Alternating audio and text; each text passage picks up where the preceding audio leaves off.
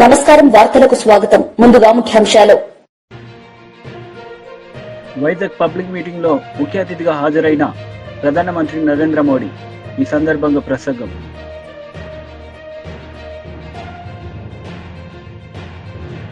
New year dairy 2025 ఆవిష్కరణలో పాల్గొన్న మాజీ మంత్రి కేటీఆర్ హరీష్ రావు ఈ సందర్భంగా ప్రసంగం PM Modi Vizag public meeting లో CM Chandrababu Naidu deputy CM Pawan Kalyan ప్రధానమంత్రి నరేంద్ర మోదీ పాల్గొన్నారు. ఈ సందర్భంగా వారు ప్రసంగించారు. నా తరపున 5 కోట్ల మంది ఆంధ్రప్రదేశ్ ప్రజల తరపున నా హృదయపూర్వక నమస్కారాలు.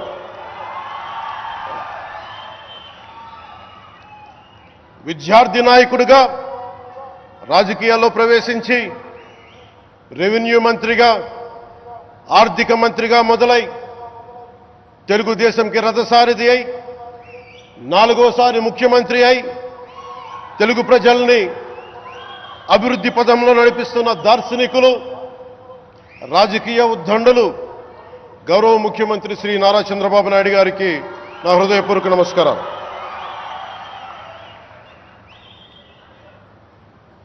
తోటి మంత్రివర్గ సహచరులైన ప్రతి ఒక్కరికి, నారా లోకేష్ గారికి, ఎన్డీఏ కూటమి శాసనసభ్యులకి, నాయకులకి, బీజేపీ నాయకులందరికీ పేరు పేరున నా నమస్కారాలు. కార్యకర్తలకి నా హృదయపూర్వక నమస్కారాలు. బీజేపీ నాయకురాలు శ్రీమతి పురంధేశ్వరి గారికి నా హృదయపూర్వక నమస్కారాలు. మా ఎన్డీఏ కూటమికి 164 అసెంబ్లీ స్థానాలు, 21 మంది పార్లమెంట్ సభ్యులనిచ్చి మమ్మల్ని వారి విలువైన ఓటుతో వేసి గెలిచిన ప్రతి ఒక్కరికి ఆడపడుచులకి, అక్క చెల్లెళ్ళకి, పెద్దలకి, పిన్నలకి, యువతులకి, యువకులకి పేరు పేరున నా హృదయపూర్వక నమస్కారాలు. ప్రజలు ఎన్డీఏ ప్రభుత్వాన్ని నమ్మే ఇవన్నీ నెరవేరాయంటే మంచి చేసే ప్రభుత్వాన్ని కొనసాగించాలి. మధ్యలో వచ్చే విధ్వంస పాలకులతో లక్ష్యాలు చేరుకోలేము. ప్రజలు కంటిన్యూగా సపోర్ట్ చేసి ఎలాంటి సుపరిపాలన ఇవ్వగలుగుతామో నిరూపించిన వ్యక్తి నరేంద్ర మోడీ గారని చెప్పి నేను మీకు తెలియజేస్తున్నా. 3వసారి గెలిచారు. నా ఉద్దేశం ప్రజల్లో ఒక చైతన్యం రావాలి. నేను ఇప్పుడు వస్తా ఉంటే స్వర్ణ Andhra Pradesh, our honourable prime minister is referring to me. You have introduced Swarna Andhra Pradesh. Go to universities, educate our students, continuously take it as a campaign mode, then only you will succeed. Andhra Pradesh will become 2047 Swarna Andhra Pradesh. That is what he is telling to me. That is how ఆయన పనిచేస్తూ వచ్చాడు. ఈరోజు అందుకని నేను మిమ్మల్ని ఒకటే కోరుతున్నాం, NDA బలంగా ఉంటే భారతదేశం బలంగా ఉంటుంది. ఇక్కడ కూటమి ప్రభుత్వం బలంగా ఉంటే ఆంధ్ర రాష్ట్రం బలంగా ఉంటుంది. డబల్ ఇంజన్ సర్కార్, डबल डिजिट ग्रोथ अंटे बेहतरीन इंफ्रास्ट्रक्चर तैयार किया जाएगा. इससे इन्वेस्टर्स का उत्साह बढ़ेगा और यहां की फार्मा कंपनियों को फायदा होगा. భవిష్యత్తులో పెద్ద ఎత్తున గ్రీన్ హైడ్రోజన్ ఉత్పత్తి చేసే నగరాలలో ఒకటిగా మన విశాఖపట్నం ఉండబోతుంది. ఈ గ్రీన్ హైడ్రోజన్ హబ్ ద్వారా అనేక ఉద్యోగ అవకాశాలు సృష్టించబడతాయి. దీంతో ఆంధ్రప్రదేశ్లో మ్యానుఫ్యాక్చరింగ్ వ్యవస్థ కూడా అభివృద్ధి చెందబోతుంది. మిత్రులారా, ఈ రోజు అనకాపల్లి పార్లమెంటులో ఉండే నక్కపల్లిలో బల్క్ డ్రగ్ పార్కుకు కూడా శంకుస్థాపన చేసే అవకాశం నాకు కలిగింది. దేశంలో 3 రాష్ట్రాలలో ఈ తరహాలో పార్కులు ఏర్పాటు చేయబడుతున్నాయి. అందులో ఆంధ్రప్రదేశ్ ఉండడం నాకు చాలా ఆనందంగా ఉంది. ఈ పార్కులో మ్యానుఫ్యాక్చరింగ్ మరియు పరిశోధన కోసం అద్భుతమైన మౌలిక సదుపాయాలు ఏర్పాటు చేయడం జరుగుతుంది. దీనివల్ల పెట్టుబడిదారుల్లో ఆసక్తి పెరుగుతుంది మరియు ఫార్మాసిటీ కంపెనీలకి కూడా చాలా ఉపయోగపడుతుందని తెలియజేస్తున్నాను. साथियों, हमारी सरकार अर्बनाइजेशन को एक अपॉर्चुनिटी के रूप में देखती है और हम आंध्र को न्यू एज अर्बनाइजेशन का एक उदाहरण बनाना चाहते हैं. इसी विजन को साकार करने के लिए आज कृष्णापट्टनम इंडस्ट्रियल एरिया यानी क्रीज सिटी का फाउंडेशन स्टोन रखा गया है. ये smart city Chennai Bengaluru industrial corridor का हिस्सा बनेगी. इससे आंध्र में thousands of crores का इन्वेस्टमेंट आएगा और लाखों इंडस्ट्रियल जॉब तैयार होगी. మిత్రులారా, మా ప్రభుత్వం పట్టణీకరణకు ఒక అవకాశంగా చూస్తుంది. అలానే మన ఆంధ్రప్రదేశ్ రాష్ట్రం నవయుగ పట్టణీకరణకు ఉదాహరణగా ఉండబోతుంది. ఈ విజన్ సాకారం చేసేందుకు నేడు కృష్ణపట్నం ఇండస్ట్రియల్ ఏరియా అంటే క్రిస్ సిటీ శంకుస్థాపన కూడా చేయడం జరుగుతుంది. చెన్నై బెంగళూరు ఇండస్ట్రియల్ కారిడోర్లో ఈ స్మార్ట్ సిటీ ఒక భాగం అవ్వబోతుంది. ఆంధ్రప్రదేశ్లో దీని వల్ల వేల కోట్ల రూపాయలు పెట్టుబడులతో పాటు పారిశ్రామిక ఉద్యోగ అవకాశాలు కూడా పెరుగుతున్నాయని తెలియజేస్తున్నాను. साथियों, आंध्र प्रदेश को पहले से श्री सिटी के रूप में मैन्युफैक्चरिंग हब का फायदा मिल रहा है. हमारा प्रयास है कि आंध्र प्रदेश इंडस्ट्रियल और मैन्युफैक्चरिंग के क्षेत्र में देश के टॉप स्टेट्स में शामिल हो. मैन्युफैक्चरिंग को बढ़ावा देने के लिए हमारी सरकार पीएलआई जैसी स्कीम्स चला रही है. इसका परिणाम ये है कि आज कई प्रोडक्ट्स की मैन्युफैक्चरिंग में भारत की गिनती दुनिया के टॉप कंट्रीज में होने लगी है. మిత్రులారా, న్యూ ఇయర్ డైరీ 2025వ ఆవిష్కరణలో మాజీ మంత్రి కేటీఆర్ హరీష్ రావు పాల్గొన్నారు. ఈ సందర్భంగా వారు మాట్లాడారు. దేవి ప్రసాద్ అన్న, స్వామి గౌడ్ అన్న, అసలు తెలంగాణ ఉద్యమంలో ప్రతి నూతన సంవత్సరంలో డైరీ ఆవిష్కరణ అంటే అవి ఉద్యమ కేంద్రాలుగా వెలిసిల్లినాయి. ఒక్కొక్క డైరీ ఆవిష్కరణ పేరిట టీఎన్జీఓల డైరీ ఆవిష్కరణ, లేకపోతే హౌసింగ్ బోర్డు డైరీ ఆవిష్కరణ, AP public service commission diary ఆవిష్కరణ, ఇలా రకరకాల డైరీ ఆవిష్కరణలు పెట్టి తెలంగాణకు జరుగుతున్న అన్యాయాలను ఆ వేదికగా బయటకు తీసుకురావడం, తెలంగాణ వాదుల్లో ఐక్యత పెంచడం, తెలంగాణ ఉద్యమానికి ఊతమిచ్చే విధంగా గతంలో డైరీ ఆవిష్కరణ కేంద్రాలు ఉద్యమానికి గొప్ప ఊతమిచ్చాయి. ఈరోజు మన బీఆర్ఎస్ పార్టీ తరఫున ఈ డైరీ ఆవిష్కరణ చేసుకోవడం నిజంగా చాలా సంతోషంగా ఉంది. ఈ డైరీని తయారు చేసినటువంటి వారు చాలా బాగా చేశారు. వారికి హృదయపూర్వకంగా నేను ధన్యవాదాలు కూడా తెలియజేస్తా ఉన్నా. అదొకసారి ఇలా తిప్పుతూ ఉంటే డైరీలో ఆనాడు మన 14 ఏళ్ల ఉద్యమ ప్రస్థానం అంతా అక్కడ కనబడతా ఉంది. ఏమేమి జల పోరాటం కానీ, మన మిలియన్ మార్చ్ కానీ, సాగరహారం కానీ, కేసీఆర్ గారి మొత్తం లిస్ట్ అంతా కూడా అక్కడ ఒకసారి కళ్ళ ముందు కదులుతూ ఉన్నది. అదేవిధంగా ఇంపార్టెంట్ డేట్స్ కానీ, మన పార్టీ సాధించిన విజయాలు అన్నీ కూడా చక్కగా తయారు చేశారు. పార్టీ ప్రతి నాయకుడు, కార్యకర్త కూడా ఈ డైరీని తన వెంట పెట్టుకోవాల్సినటువంటి అవసరం ఉంది. అది ఉన్నదంటే మొత్తం మన పాత జ్ఞాపకాలన్నీ కూడా గుర్తొస్తాయి. చాలా చక్కగా ఈరోజు డైరీ ఆవిష్కరణ చేసినాం. నాటి డైరీ ఆవిష్కరణ కేంద్రాలు ఆ రోజు రాష్ట్ర సాధనకు ఉపయోగపడితే, నేటి డైరీ ఆవిష్కరణ మన తెలంగాణ రాష్ట్ర అభివృద్ధికి, తిరిగి బీఆర్ఎస్ను అధికారంలో తెచ్చుకోవడానికి, ఈ ప్రజల పక్షాన మనం నిలబడడానికి ఇవి ఎంతగానో ఉపయోగపడతాయి. సరే, ఈరోజు అన్ని విషయాలు పెద్దలు మాట్లాడారు.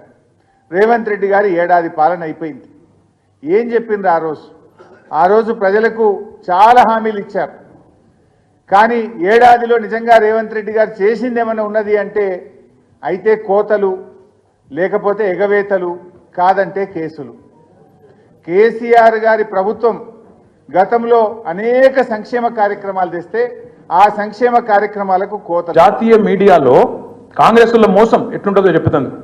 మరి మీరు మళ్ళా ఢిల్లీలో మాటిస్తుండ్రు, మహిళలకు ఏదో ప్యారీ బెహనా స్కీమ్ అని పెడుతుండ్రు, నెలకు 2500 ఇస్తామంటుండ్రు, ఎక్కడన్నా ఇచ్చిండ్రా ఇది వరకు అని అడిగిందామె. అడిగితే ఆమె ఏమంటది ఎరికేనా? తెలంగాణలో 90 లక్షల మంది ఆడబిడ్డలకు నెలకు 2,500 మా ప్రభుత్వం ఇస్తున్నది, నెలకు టంచంగా ఇస్తున్నదని ఆడ గంటాపదంగా మోసం చేస్తూ అబద్ధాలు చెప్తా ఉన్నారు. మరి ఇంతకంటే మోసం, ఇంతకంటే దగ ఉంటుందా? అంటే ఇక్కడ ఇయ్యనిది ఇచ్చినట్టు, ఉన్నది లేనట్టు, ఏదో ఒక ఊహాజనితమైన మోసపూరితమైన ప్రపంచ నిర్మాణం చేయడం. ఇక రెండోది విధ్వంసం. నిజంగా మనకున్న ఇబ్బంది ఏ పాటి ఇబ్బంది? ఇక్కడ హైడ్రా బాధితులు వచ్చి ఇల్లు కూలిపోతుంటే ఏడ్చిలు చూడు, వాళ్ళ ఇబ్బంది ముందు మనది ఏమి ఇబ్బంది? ఇవాళ లగచర్లలో రైతులు భూములు ఇవ్వకపోతే తీసుకుపోయి 40 రోజులు గిరిజన రైతులను జైల్లో పెట్టిన చూడు, వాళ్ళ ఇబ్బంది ముందు మనది ఏమి ఇబ్బంది? కాబట్టి ఇవాళ ఈ ప్లాట్ఫామ్లో మన పార్టీ 25వ సంవత్సరంలో అడుగు పెడుతున్న ఈ సంవత్సరంలో మనకి ఇదేం పెద్ద ఇబ్బంది కాదు. కేసులు అనేది అసలు ఇష్యూయే కాదు. మనం చేయవలసింది ఈరోజు ఒకటి, జనవరి 8వ తారీఖు ఈరోజు. ఇంకా సంవత్సరం మొత్తం మనం ముంగటుంది. ఇంకా 360 రోజులు, దాదాపు 358 రోజులు మనం ముంగటున్నాయి. ఈ 350 రోజులు మనం చేయాల్సిన పనుల్లో ఒకటే, రైతు భరోసా విషయంలో రేవంత్ రెడ్డి చేస్తున్న మోసాన్ని ప్రతి రైతుకు అర్థమయ్యే విధంగా అరటి బండు ఒలిచి నోట్లో పెట్టినంత మంచి సులువుగా ఇంటింటికి, గల్లి గల్లికి, గడప గడపకు పోయి రైతులకు జరుగుతున్న మోసం చెప్పాలి. ఎట్లా ఈ సంక్రాంతికి అన్నదాతలకి రైతు భరోసా, చిరు వ్యాపారులకి జగనన్న తోడు, అక్క చెల్లెమలకి ఆసరా వచ్చుండేదని చంద్రబాబు చెప్పిన వాగ్దానాలు, ఇచ్చిన హామీలన్నీ గాలికి ఎగిరిపోయాయని మాజీ సీఎం వైఎస్ జగన్ ఆరోపించారు. అందరితో ఆగల. ఆ ఇంట్లో ఎవరు కనపడినా సరే, ఆ ఇంట్లో ఆ తల్లుల పెద్దమ్మలు, ఆ తల్లుల అత్తలు, వాళ్ళు బయటకు వస్తే చాలు, నీకు 48,000, నీకు 48,000, నీకు 48,000. అంతటితో కూడా ఆగల. ఆ ఇంట్లో నుంచి ఒక 20 ఏళ్ల పిల్లోడు అలా నడుచుకుంటూ బయటకు వస్తూ కనిపిస్తే చాలు, నీకు కూడా 36,000, 36,000, 36,000 అన్న మొదలుపెట్టారు. అంతటితో కూడా రాగల. ఇంట్లో నుంచి ఎవరైనా రైతుగా కనిపించాడంటే, ఒక కండువా వేసుకుని పెద్ద మనిషి ఎవరైనా కనిపించారంటే, నీకు 20,000, నీకు 20,000, నీకు 20,000 అని స్టార్ట్. ఇలా ఇంట్లో ఎవరు కనపడినా, ఏ సైజులో కనపడినా, ఈ సైజు నుంచి ఈ సైజు దాకా ఎవరు కనపడినా కూడా ఇంట్లో 15,000 నుంచి మొదలు పెడితే 48,000 దాకా ప్రతి ఒక్కరికి నీకు నీకు నీకు నీకు అని చెప్పుకుంటూ వచ్చారు. కానీ వైఎస్ఆర్సీపీ లీడర్ వెన్నపూస రవీంద్రారెడ్డి ప్రెస్ మీట్ నిర్వహించారు. ఈ సందర్భంగా ఆయన మాట్లాడారు. పదవి నుంచి తొలగించి ఆ స్థానంలో ఏ రకమైనటువంటి అర్హత లేకున్నటువంటి ఫీల్డ్ అసిస్టెంట్ ఉండాలంటే కనీస అర్హత 25 రోజులు పనిదినం చేసిండల్లా. అదేవిధంగా ఆ సర్పంచ్ తీర్మానం చేస్తేనే అతను ఫీల్డ్ అసిస్టెంట్గా కొనసాగడానికి అవకాశం ఉంటుంది. ఈరోజు అన్ని అర్హతలు ఉన్నటువంటి వాళ్ళందరినీ కూడా ఈ ప్రభుత్వం ఎక్కుతానే వాళ్ళందరినీ కూడా నిర్దాక్షిణ్యంగా తొలగించి, ఏ అర్హత లేనటువంటి వ్యక్తులందరినీ కూడా ఈ రాష్ట్రంలో తెలుగుదేశం పార్టీ వందమాదిగలందరినీ కూడా ఈరోజు ఫీల్డ్ అసిస్టెంట్లుగా కూర్చోబెట్టినటువంటి చరిత్ర ఈ ప్రభుత్వానికి దక్కుతుందని చెప్పి కూడా ఈ సందర్భంగా తెలియజేస్తా ఉన్నా. అదేవిధంగా పవన్ కళ్యాణ్ గారి రాష్ట్రంలో డిప్యూటీ సీఎం పంచాయతీరాజ్ మినిస్టర్ అయిన తర్వాత ఆగస్టు 15వ తేదీ ఇండిపెండెన్స్ డేను పెద్ద ఎత్తున జరుపుకోండి, ప్రతి పంచాయతీకి కూడా 10,000 రూపాయలు ఇస్తామని చెప్పి పెద్ద ఎత్తున ఆర్భాటంతో ప్రకటించినటువంటి పవన్ కళ్యాణ్ ఈ రాష్ట్రంలో ఎక్కడైనా ఏ ఒక్క పంచాయతీకైనా 10 రూపాయలు ఇచ్చినటువంటి చరిత్ర ఉందా? నీకు నిజంగానే చిత్తశుద్ధి ఉంటే, నువ్వు మాట్లాడినటువంటి మాటలు నిజమైతే, నీ రాష్ట్రంలో ఏ ఒక్క పంచాయతీకైనా 10,000 రూపాయలు వేసామని చెప్పి నువ్వు చూపించగలుగుతావా అని చెప్పి ఈరోజు వైఎస్ఆర్ కాంగ్రెస్ పార్టీ పక్షాన పంచాయతీరాజ్ విభాగం తరఫున ఈరోజు పవన్ కళ్యాణ్ని మేము ప్రశ్నిస్తూ ఉన్నాం. అదేవిధంగా మీరు కేంద్ర ప్రభుత్వం ఇచ్చినటువంటి 2 విడతలుగా దాదాపు 1,800 కోట్ల రూపాయలు ఈ రాష్ట్రానికి వస్తే ఏదో పెద్ద ఘనకార్యం సాధించినట్టుగా పర్ క్యాపిటా ఈరోజు దేశంలో ఉన్నటువంటి అన్ని రాష్ట్రాలకు ఏ పద్ధతి, ఏ సమాన ప్రపోర్షనేట్గా ఎట్లయితే వస్తుందో ఈ రాష్ట్రానికి కూడా ఆ రకంగా వస్తే దాన్ని ఏదో పెద్దగా మీరు సాధించినట్టుగా నువ్వు చంద్రబాబు నాయుడు పెద్ద ఎత్తున బజానా కొట్టుకొని తిరిగితే, నిజంగానే మీకు ఈ రాష్ట్రం పట్ల, నిజంగానే పంచాయతీరాజ్ వ్యవస్థ పట్ల, నిజంగానే గ్రామాల అభివృద్ధి పట్ల చిత్తశుద్ధి ఉంటే ఈరోజు 15th ఫైనాన్స్ కమిషన్కు అదనంగా మీరు ఈ రాష్ట్రానికి ₹1 తీసుకొచ్చినటువంటి చరిత్ర ఈరోజు తెలుగుదేశం ఈ కూటమికి ఉంది అని చెప్పి కూడా ఈ సందర్భంగా నేను ప్రశ్నిస్తా ఉన్నా. అంతేకాకుండా ఈరోజు ఎన్ఆర్ఈజీఎస్ వర్కుల్ని ఈరోజు ఎక్కడ కూడా గ్రామాల్లో సర్పంచులకు సంబంధం లేకుండా, గ్రామ సభలకు సంబంధం లేకోకుండా సర్పంచులు యొక్క పాలక వర్గం తీర్మానాలు లేకోకుండా కేవలం ఎమ్మెల్యేలు రికమెండ్ చేశారని చెప్పి పెద్ద ఎత్తున నిధులన్నింటినీ కూడా ఈరోజు దుర్వినియోగం పడిచేటువంటి పందాలో ఈరోజు తెలుగుదేశం పార్టీ ముందుకు పోతాంది ఇక కూటమి ప్రభుత్వం అని చెప్పి ఈ సందర్భంగా నేను ప్రశ్నిస్తా ఉన్నా. నిజంగానే మీకు చిత్తశుద్ధి ఉంటే, నిజంగానే పంచాయతీల పట్ల, స్థానిక సంస్థలైనటువంటి పంచాయతీలు, మండల పరిషత్, జిల్లా పరిషత్ వ్యవస్థల పట్ల నీకు చిత్తశుద్ధి ఉన్నట్లయితే ఇచ్చేటువంటి గ్రామాల్లో సమాంతరమైనటువంటి అభివృద్ధి, సమపాలనలో అభివృద్ధి జరగాలంటే గ్రామ సభల్లో సమావేశాలు పెట్టి గ్రామ సభల్లో తీర్మానాలు చేసి ఆ తీర్మానాలని అనుగుణంగా ఆ యొక్క గ్రామాల్లో ఉన్నటువంటి ఆ యొక్క తీర్మానాలను ఆమోదిస్తూ ఆ యొక్క పనులను ఆ స్థానిక నాయకులకు ఎందుకు ఇవ్వలేకపోతున్నారని చెప్పి ఈ సందర్భంగా నేను ప్రశ్నిస్తా ఉన్నా. ఈ రాష్ట్రంలో అనేక చోట్ల కేవలం Telugu Desam party reference, Telugu Desam party ఎమ్మెల్యేలు రికమెండ్ చేశారు కాబట్టి వర్కులు శాంక్షన్ చేస్తాను. ఇదేనా మీకు స్థానిక సంస్థల పట్ల ఉన్నటువంటి చిత్తశుద్ధి అని చెప్పి ఈరోజు వైఎస్ఆర్ కాంగ్రెస్ పార్టీ పక్షాన ప్రశ్నిస్తా ఉన్నాం. అయ్యా, ఎన్ఆర్ఈజీఎస్ నిధుల పట్ల BJP MP Etela Rajender press meet నిర్వహించారు. ఈ సందర్భంగా ఆయన మాట్లాడారు. ఉన్నటువంటి సివి ఆనంద్ గారు కూడా ఉన్నారు. వందల మంది కర్రలతో, రాళ్లతో పథకం ప్రకారం రెండు వైపుల నుంచి మళ్ళీ అటు ఇటు పారిపోకుండా ఉండేటువంటి దుర్మార్గమైన ఆలోచనతోటి మీరు దాడి చేసిందంటే అంటే మా భారతీయ జనతా పార్టీ కార్యకర్తల రక్తాన్ని కళ్ళ చూసే నీచాన్ని ఒడిగట్టడం కాదా అని చెప్పి అడుగుతున్నాను నేను. రేవంత్ రెడ్డి గారు, నీవు అనుకుంటున్నావు నీ చేతిలో ఇవాళ అధికారం ఉందని. నీది గింతంత బుద్ధమంత జాగ్రత్త ఉండవు, నువ్వు గుర్తుపెట్టుకో. మేము ఒకవేళ తలుచుకుంటే ఇట్లాంటి పని కనుక పథకం వేస్తే నీ ఎవడు మిగిలడుగా, గుర్తుపెట్టుకో. స్వతంత్ర సంగ్రామం నుంచి మొదలుపెట్టి ఈనాటి వరకు దడవకుండా దేశ రక్షణలో ప్రాణాలు అర్పించినటువంటి వారసత్వాన్ని నిలయం భారతీయ జనతా పార్టీ అనే విషయం మీరు మర్చిపోతున్నారు. ఇంతకుముందు మావోలు చెప్పినట్టుగా కిరాయిలతోటి చేయాల్సిన అక్కర్లేదు. మేము నిజంగా చేయదలుచుకుంటే తుక్కు అయిపోతారు, మీరు గుర్తుపెట్టుకోండి. నేను ఒకవేళ నీ ఇంటెలిజెన్స్ వ్యవస్థ విఫలమైందా లేదా నీవే పథకం ప్రకారం పని చేయించినవా, దీని మీద ప్రజలకు జవాబు చెప్పాల్సిన అక్కర ఉందని, అప్పటి వరకు నిన్ను వదిలిపెట్టే ప్రసక్తి లేదని చెప్పి దీన్ని హెచ్చరిస్తా ఉన్నాను. రెండవది, గతంలో అనేక 10 సంవత్సరాల కాలం పాటు మాటల పరమైనటువంటి, సిద్ధాంతపరమైనటువంటి, పనులపరమైనటువంటి చర్చ జరుగుతూ ఉంటుంది, విమర్శలు జరుగుతూ ఉంటాయి. స్వయంగా నరేంద్ర మోడీ గారు చాలా సందర్భాల్లో ఒక మాట అన్నాడు, ఇవాళ నన్ను తిట్టినన్ని తిట్లు దేశ చరిత్రలో ఎవరు పడకపోవచ్చు, నేను పడ్డన్ని తిట్లు ఎవరు పడకపోవచ్చు, మీ తిట్లే నాకు నిజమైన ఆశీర్వాదాలు, మీ తిట్లే నేను డైజెస్ట్ చేసుకొని మరింత శక్తివంతనవుతున్నా, మీ తిట్లకు సమాధానం, మీ తిట్లకు జవాబు నా దేశాన్ని మరింత పురోగమింపజేయడమే నా ఎజెండా అని చెప్పి ప్రకటించిన నాయకుడు మోడీ గారు. మ్యాచ్యూరిటీ లెవెల్స్ అంటే గట్లుంటాయి, పరిపక్వత ఉన్న నాయక నాయకుడు అంటే గట్లుంటాడు. కానీ ఇలా మాటల పరమైంది చేతగాకపోతే ఇట్లాంటి జైళ్ల శాఖ థామ్సిన్ సైన్ అవుట్ కార్యక్రమం నిర్వహిస్తున్నామని జైళ్ల శాఖ డీజీ సౌమ్య మిశ్రా వెల్లడించారు. జైలు శాఖ వార్షిక నివేదికను ఆమె విడుదల చేశారు. ఖైదీలకు నైపుణ్య శిక్షణ ఇస్తున్నామని, తద్వారా బయటకు వెళ్లినా స్వయం ఉపాధి సాధించేలా తీర్చిదిద్దుతున్నామని చెప్పారు. జైల్లో ఉంటూ పనిచేస్తున్న ఖైదీలు తమ వేతనంతో కుటుంబానికి ఆసరాగా ఉంటున్నారని తెలిపారు. 12,650 prisoners were made literate by the prison department. ఇప్పటి వరకు మేము 552 prisoners కు లోన్స్ ఇచ్చాము ప్రిజన్ డిపార్ట్మెంట్ నుంచి, అండ్ అరౌండ్ 1,73,08,500 రూపీస్ పే చేశాము. So 58 prisoners were sanctioned loan of 22 lakhs in 2024. Telangana Prisons is also very good center for skill development of the prisoners. 2,650 prisoners have been trained in various skill programs this year. Tomorrow we are going to start in Numaish also, our stall where we will be selling this. Numaish has been a good place for prison stall since years.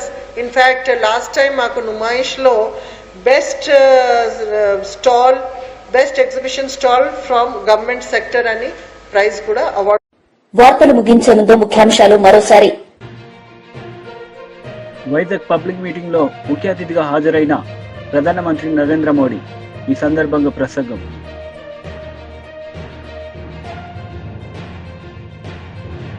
New year dairy 2025 ఆవిష్కరణలో పాల్గొన్న మాజీ మంత్రి కేటీఆర్, హరీష్ రావు ఈ సందర్భంగా ప్రసంగం. ఈ వార్తలు ఇంతటితో సమాప్తం. తిరిగి ప్రసారమయ్యే వార్తల్లో మళ్లీ కలుద్దాం. అంతవరకు సెలవు. నమస్తే.